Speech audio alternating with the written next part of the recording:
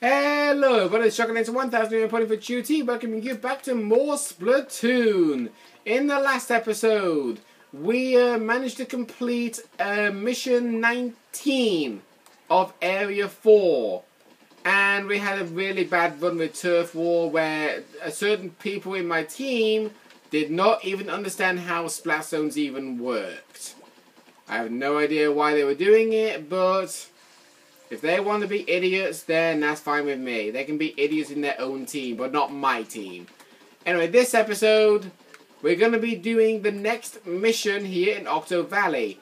I'm going to be doing the usual method of actually arriving there by foot, because even though we have actually unlocked it, and I can super jump to it, but super jumping to it is lazy. We can just walk there the legit way. So, yeah. How's everybody doing, by the way? I mean, I haven't been asking that question a lot recently, but if you want to mention anything in the comments that you want to talk about, I'm all ears for listening. I mean, I don't really want to leave everybody out in the dust. If there's something you want to say directly, well, not probably directly to me, but if you just want to say anything to me personally, you're more than welcome to say, because I'm all ears. Okay? Right, we actually did not do it really good with that jump then. There we go. So, here we go, at our destination, Mission 20. Octoling Uprising. Battle at Bluefin Depot. Oh, wait, we're going back to Bluefin Depot again. Alright. Here we go. So once again, we got Octolings to deal with. These ones have seaweed, which indicates that they are actually going to be extra tough to kill. Right, try and take the high ground. Doesn't that actually indicate where you are all the time? Because technically, what Agent 1 said there was actually not the case. You want to take the low road or equal level. Because if you shoot from high down, your accuracy is not going to be as good as your opponents, because they have better accuracy aiming up than they do aiming down. Just letting you that much. Right. There's another Octoling found right over here. So you can see, it didn't take me long to kill that person, but you saw how many bullets it took for me to try and at least hit that Octoling. So you can see just what I mean about shooting high is much more better than shooting low. If you want to shoot from a high above, then by all means use your sub-weapon, not your special. Basically use your sub, weaken them off, and then do like a finisher of basically, you know, doing what I just did there.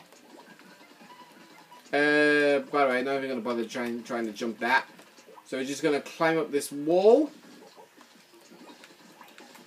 These fish eggs actually are guiding you to the way. We got... Oh. Okay, so apparently we've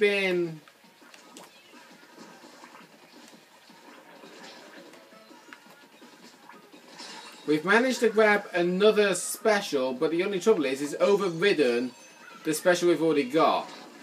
And we've already activated final checkpoint, but there's actually still more checkpoints to deal with, and we actually died. Great. You can see me. Hi. No, honestly, they do know where you are. Because otherwise they wouldn't be doing like random fire all the time. Right, okay. I don't think that's all the Octolings killed. So just got to be aware of what we're doing. We've still not yet found the sunken scroll, but I believe there might be a reasoning of why. Because we're not actually looking in the right areas. There's another special can over here, Inksuka this time. So you basically get a special of Burst Bomb Rush, Bubbler, and Inksuka. Okay. Oh, hello. There's a crate over there and a super jump. I think that might be where the sunken scroll is. Let's have a look. So, just run along here. Sapphire should be right up there. Oh, yeah, there is. But I got enemies to deal with. There we go. Managed to get rid of them. Now, you're probably wondering, sunken scroll, simple case, just fall down. There you go. Now we'll super jump, takes us all the way back there. If I actually died there, my god, that would have been so irritating. Ugh. Right, but anyway, just climbing up over here and just basically ride the ink trail up to the goal. And we should be done with this mission.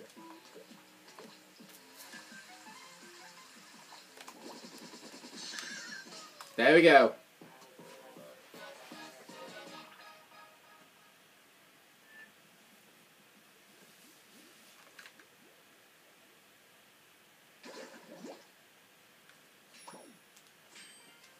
Now for this sunken scroll, and apparently somebody got electrocuted. Squid Squad's new album Fresh Kids takes their trademark squid call sound to a whole new level. Critics call it an oral buffet of squidosyncratic psychedelicacy. I think that's how you say those words. Squidiosyncratic. I'm not sure if that's actually meaning to say studio syndicate, but I don't even know. The perfect theme for any turf war on sale now. In all honesty, the majority of music that we listen to in turf war is not actually good to listen to. I mean, some of it is, yes, I'll truthfully tell that much, but most of it isn't. Speaking of turf war, that's where we're going right now.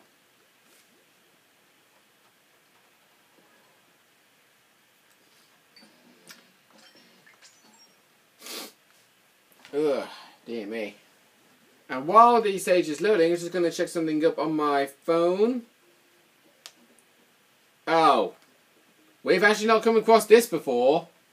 Apparently we wanted to join a match, but because the match is already in the middle of progress, that means we have to wait an accumulative amount of time before the match is available for us. So, while it's doing that, what can I think about that we can basically talk about? I mean, there's not really much, truth be told, because I'm not really known to be a talker. I'll very sadly tell you that much. Yeah? I'm serious. I mean, I'm a very terrible communicator. I try to think of something to say half the time, but the majority of the time it's just like, okay, right, you're talking about this. How is it going to be best suited for me? And I end up not realizing a word anybody is saying, so I'm just like, okay, what are you talking about? I have no idea. I'm just going to shut up and just listen to what you're saying because I have no idea. So you kind of understand where I'm coming from with this. So, yeah. Actually, there's something I would like to ask. When it comes to you being involved in conversations, do you often feel the same case scenario as me? Do you oftentimes hear somebody talking about something and you have no idea what the hell they're talking about, and you just remain silent until you get acknowledged that you're a part of the conversation and they just inform you what they're talking about? Do you often get given that feeling? Or are you one of those people who always knows what to talk about regardless of what's being said? Like, say, for instance, what's happened in the news recently. Like, for instance, news about Stacey Solomon, who's expecting a baby from Joe Swash. She mentioned that she feels like she's a single mum because the 2 kids that she already has are children to a man that Stacey Solomon is no longer dating, for instance. Like, their original father, I don't think those children actually see their father anymore, unless they do on a regular basis. I have no idea. But Stacey Solomon, even though she's in the middle of dating Joe Swash, feels like she's a single mum, looking after all of her children all on her own, because she's giving herself full responsibility for looking after them all, because technically that's what mums normally do. And she does have a lot of care for her children, which I gladly give huge respect for, in a way. I mean, when Stacey Solomon was a part of not Who Wants to Be a Millionaire, what am I talking about? I'm a Celebrity, Get Me Out of Here, in the jungle in Australia. I don't recall remembering if I saw that series, but I did actually recall remembering her being a part of it. I just don't remember when. It might have been 2005, I don't know. But as far as I recall, Joe Swash, without a shadow of a doubt, is a great role model to those children, even though the children aren't originally his. I can't technically say that the baby that Stacey is expecting is Joe Swash's very first. Because he might have had a few before. I don't know. But anyway, we're now part of the match now, so we can stop talking about the news. Let's just focus on what we're doing. And that is to paint the turf. Apparently we're not painting the town red, we're painting it pink. Somebody's going to be having apricot juice tonight. Well, actually, that's not apricot. Is it apricot that's coloured pink, or is it another fruit? I mean, seriously, what fruit is it that has pink juice? I actually have no idea. I mean, or am I just thinking like it's a combination of 2 certain fruits mixed together like a smoothie?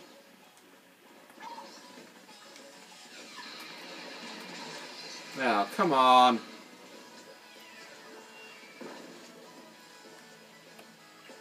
Right, we are hugely in the danger seat here. I haven't even set up a single squid beacon yet. Until now. There we go.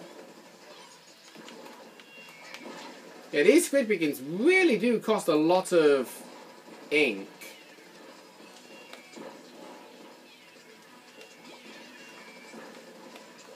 Right, just going to climb up here. And then expect you to show a new pudding. Jeez, what's he having for dessert?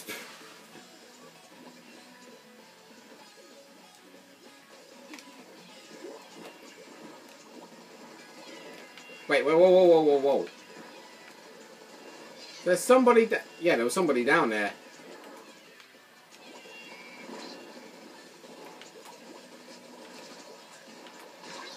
What? Come on!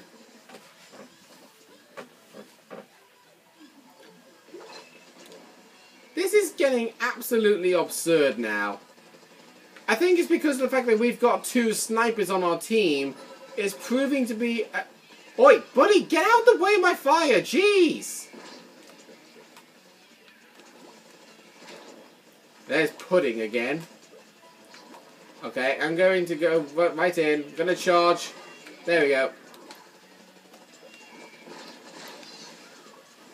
Yeah, this actually is proving to be a little bit difficult, this is. Because I actually didn't see fully what weapons the opponents are using, but it's basically similar to what I'm using almost, except it's basic... Oh, good God. That literally made me jump then. I literally turned my volume up on my gamepad because I actually heard a voice boom in the distance. And apparently, when you hear somebody say "to me" or "nice," you just hear the teammates just randomly say that what you just heard there. I'm not sure if you actually heard it specifically, but it made me jump. I didn't even notice what it did. Wow, they inked exactly 50% of the board. We inked 44. Actually, that's something I'm kind of curious about. This actually has happened to me once before when I was playing Splatoon 2. There was one time, and this was actually very rare, we actually played a game of Turf War, and both teams inked the exact same amount of turf, and it ended up becoming a draw. I don't know if it does it here in Splatoon 1 as well, but if you have actually had that happen to you before, and you have photographic or video evidence to prove it, please don't be afraid to share it with me, because I want to see if it is actually possible. By the way, we're actually going to be changing to the... Yeah, and I regret doing this, but I'm going to the Aerospray MG.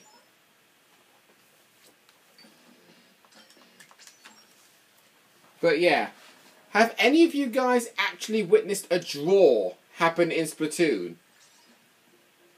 Because I certainly have. And I can tell you this right now, I'm very, very glad we are not witnessing this. But there was one time when I was playing a game of Turf War, somebody was actually playing in the same game as me from another country, and the very first minute before the game even began, when it like says ready go, before go even appeared, every single spot of the turf in Moray Towers was covered in enemy team ink. And the only way that could have happened was if somebody hacked the game. And sure enough, they did. That person was actually indeed a hacker. I actually don't remember the guy's name, but he hasn't actually been shown on the Wii U in like years, because this happened literally 3 to 4 years ago. The very moment when the game started, 100% of the board was covered in his team colour ink. And his teammates immediately got to our side of the base in seconds. And we didn't stand a chance. We literally didn't. The very moment when the game first started, we automatically lost. Because we had to literally ink everywhere to make sure that we weren't slowed down, but we ended up being slowed down anyway.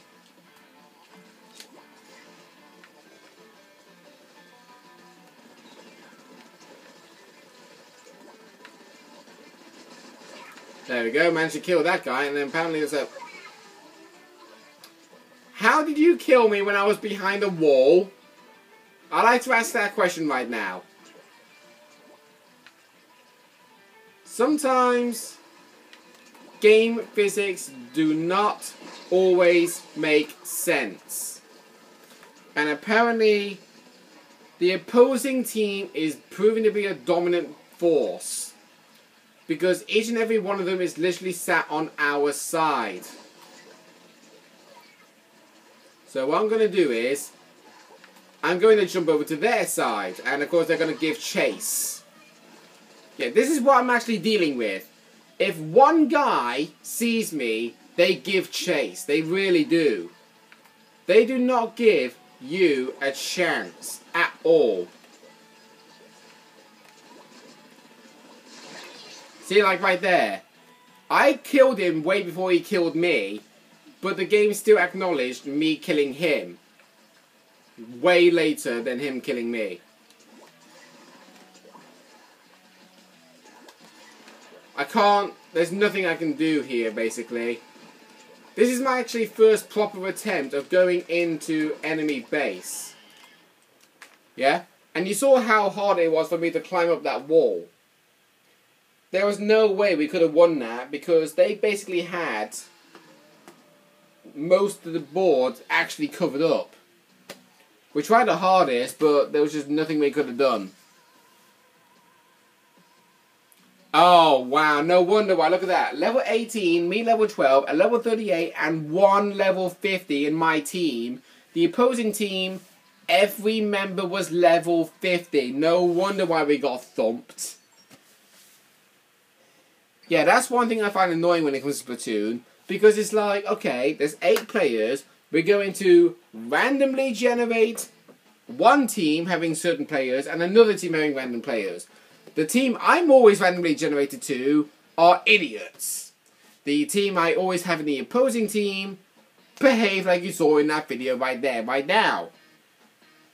But anyway, it happens all the time. I always get most experienced players fighting against me instead of working with me. But I'm just going to let it slide. I'm hoping it doesn't happen again. But we're going to call it the end of this episode, guys. Next time on Splatoon, we'll be finding, unlocking, and doing the final mission of Area 4. See you guys then.